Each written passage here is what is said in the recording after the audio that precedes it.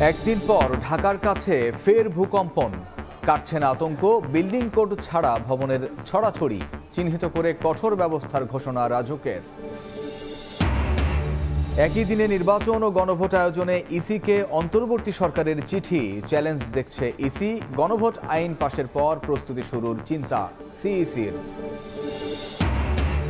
একই দিনে গণভোটে নির্বাচনী জেনোসাইডের সংখ্যা, জামায়াতের মুখে ভোটের কথা বললেও বাধা দেয়ার অপচেষ্টা দেখছে বিএনপি।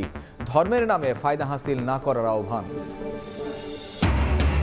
প্রধান উপদেষ্টার সঙ্গে ভুটানের প্রধানমন্ত্রীর বৈঠক, পররাষ্ট্র ও বাণিজ্য উপদেষ্টার সঙ্গেও আলোচনা, স্বাস্থ্য ও ইন্টারনেট সহযোগিতা বিষয়ক দুটি সমঝোতা স্মারক সই।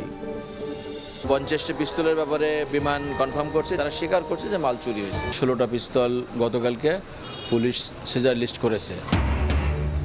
শাহজালাল বিমানবন্দরে তেলেসমাতি চুরির 20 দিন পর ভাঙা ভল্টেই ফিরল কিছু অস্ত্র, ব্যাখ্যা নেই কর্তৃপক্ষের। আগুনের প্রতিবেদন দিতে পারেনি তদন্ত কমিটি।